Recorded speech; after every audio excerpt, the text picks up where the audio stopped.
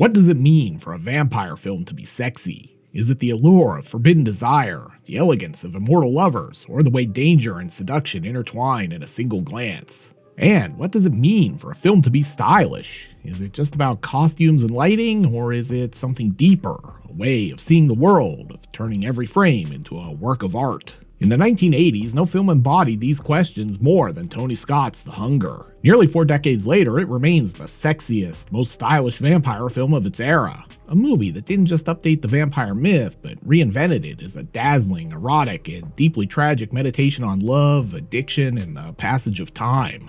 But let's get the obvious out of the way first. The Hunger looks like nothing else from its decade. Released in 1983, it arrived at a time when horror was dominated by slasher films, practical gore, and a certain grungy realism. But Tony Scott, making his feature debut, took a radically different approach. He drew inspiration from German Expressionism, film noir, and the Bauhaus art movement, infusing his film with deep shadows, high-key lighting, and a sense of visual contrast that is as eye-catching as it is emotionally resonant. Every shot is meticulously composed, every shaft of light carefully controlled.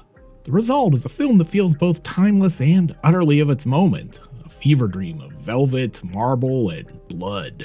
But style in The Hunger is never just surface, it's substance. The film's visual language is inseparable from its themes, its characters, and its erotic charge. From the opening moments, in a smoky New York nightclub where the immortal Miriam and John Blaylock hunt for prey while Bauhaus performs Bela Lugosi's Dead, the film immerses us in a world where sex and death are inseparable, where desire is both intoxicating and dangerous. Scott's camera lingers on bodies in motion, the sway of hips, the brush of hands, the glint of an ankh pendant that doubles as a blade. The lighting caresses skin, accentuating every curve and shadow. Even before a word is spoken, we know we're in a world of sensuality and menace. Much has been written about the film's costumes, and for good reason. Designed by Milena Canonero, with many of Miriam's looks created by Yves Saint Laurent, the wardrobes in The Hunger are a masterclass in visual storytelling. Miriam, played with icy elegance by Catherine Deneuve, glides through the film in silk, velvet, and veils. Her look a blend of 1930s glamour and 1980s power dressing. Her finger-waved hair, bold shoulders, and monochrome ensembles evoke both the past and the future,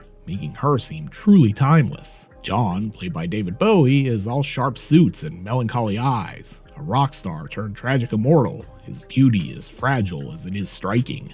And then there's Susan Sarandon Sarah, whose transformation from prim scientist to sensual vampire is charted not just through her actions, but through her changing wardrobe. From lab coats to flowing gowns, from innocence to experience. But the film style isn't just about what the characters wear, it's about how they move through space, how they interact with their environment. The Blaylocks' townhouse is an extension of their immortality, filled with art from across the ages. It's a labyrinth of long corridors, marble staircases, and dimly lit rooms. Mirrors and reflective surfaces abound, fragmenting the characters' images and suggesting their fractured identities. Billowing curtains and drifting smoke obscure and reveal, creating a sense of mystery and longing. Every detail, from the placement of a candelabra to the color of a wine glass, is chosen for maximum visual impact. What makes The Hunger so sexy isn't just its visuals, though.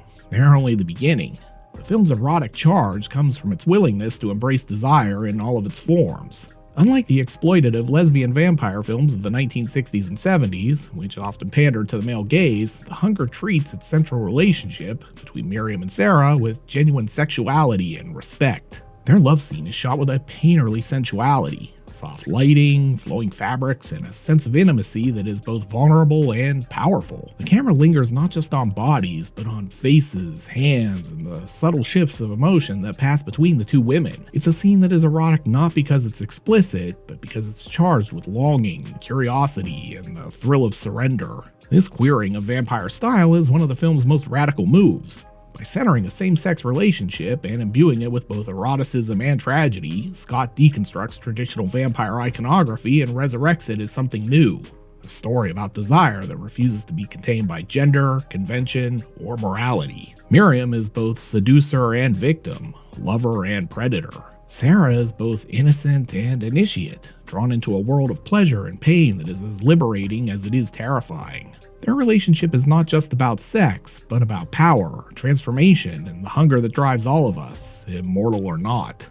Of course, none of this would matter if the film didn't have the right cast. Catherine Deneuve, with her statuesque beauty and inscrutable gaze, is the perfect embodiment of the vampire as aristocrat, elegant, aloof, and utterly magnetic. David Bowie, whose androgynous persona had already made him a pop culture icon, brings a sense of vulnerability and pathos to John, the immortal who suddenly finds himself aging, decaying, and desperate. Susan Sarandon, meanwhile, grounds the film in a kind of emotional realism, making Sarah's journey from skepticism to surrender feel both believable and heartbreaking.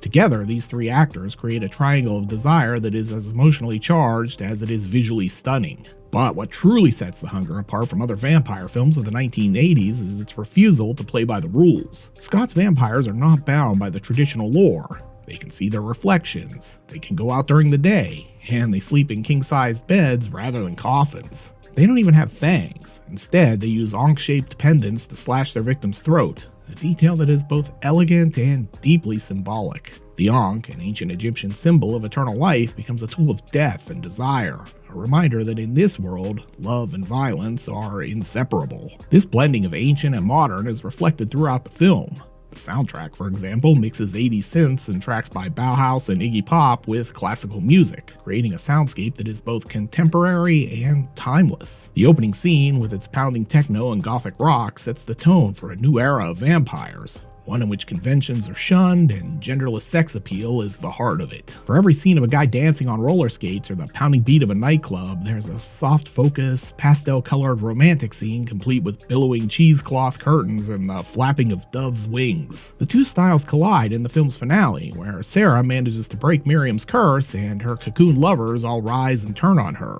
sending her to her own demise. The film's visual language is also deeply influenced by the Bauhaus movement, as seen in its use of clean silhouettes, black and white color blocking, and a minimalist approach to set design. The characters themselves become works of art, their bodies highlighted by the simplest principles of design. The aesthetic is a blend of 1980s cool, 1940s noir, and an underlying goth attitude, a combination that has helped the film achieve cult status, even if it was a box office disappointment at the time. But style in The Hunger is never just for show. It's a way of expressing the film's deeper themes, the loneliness of immortality, tragedy of desire, and the inevitability of decay. The Blaylock's world is one of beauty and elegance, but it's also a prison, a place where time stands still, but love and pleasure are always fleeting.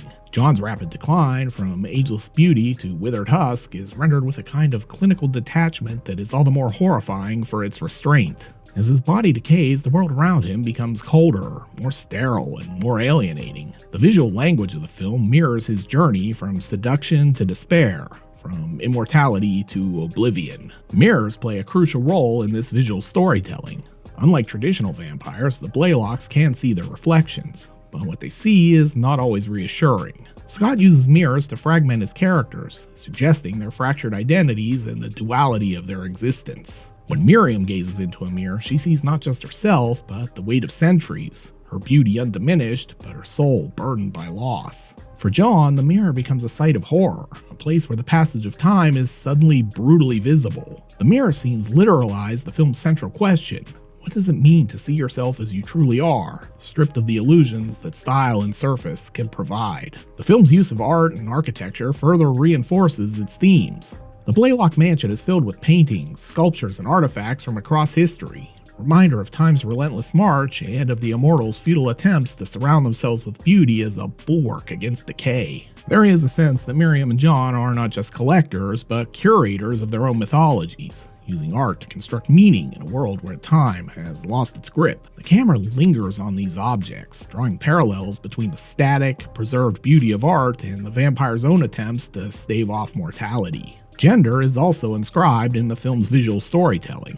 Scott's camera lingers on both male and female bodies, but always with a sense of reverence and distance. The eroticism is palpable, but never gratuitous. Even the film's pacing and structure serve its style. Scenes unfold with a deliberate slowness, allowing us to soak in the atmosphere and contemplate the characters' emotional states. Scott uses long takes and slow dissolves to create a sense of languidness, mirroring the passage of time experienced by the immortals. The editing is almost hypnotic, lulling us into a trance before shocking us with bursts of violence or passion. This rhythm is crucial to the film's impact, drawing us into its world and making us feel the weight of eternity. The Hunger's influence can be seen in countless films and music videos that followed. Its blend of high fashion, gothic horror, and avant-garde visuals paved the way for works like Interview with the Vampire, Only Lovers Left Alive, and even the music videos of Madonna and Lady Gaga. The film's legacy is not just in its story, but in its style. A style that has become shorthand for a certain kind of dark, decadent, and deeply emotional storytelling. But perhaps what makes The Hunger the sexiest, most stylish vampire film of the 1980s is its willingness to embrace contradiction. It is a film of surfaces and depths, of pleasure and pain, of beauty and horror. Its vampires are both monsters and lovers, both predators and victims. Its world is one of elegance and decay, of longing and loss. In Scott's hands, style is not a distraction from substance, it is the substance. The film's cool surfaces and chic postures aren't just for show, they're a cover for the rot and decay beneath, both literal and metaphorical. The beauty of the Blaylock's world is inseparable from its horror. Every elegant shot, every luxurious costume, every shaft of light filtered through smoke and lace serves to heighten the sense of dread and alienation at the film's core. The tragedy of The Hunger is that its characters are trapped by their own desires, forever seeking pleasure, but never finding fulfillment. Miriam, for all of her beauty and power, is doomed to repeat the same cycle. Seduce, love,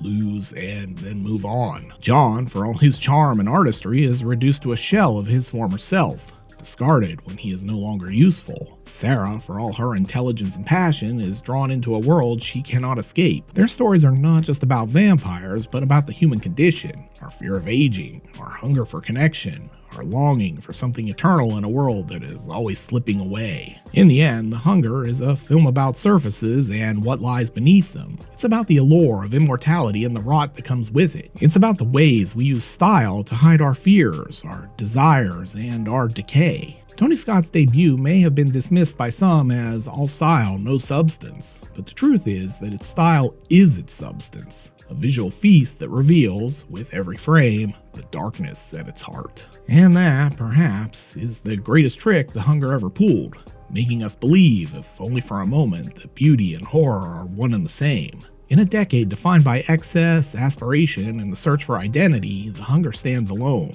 a film that seduces, unnerves, and endures. It is, without question, the sexiest, most stylish vampire film of the 1980s, and perhaps all time. Ready to perform another cinematic postmortem on a really cool flick? Then be sure to check out my video on Kill List. You'll find a link here on the screen. I hope to see you over there.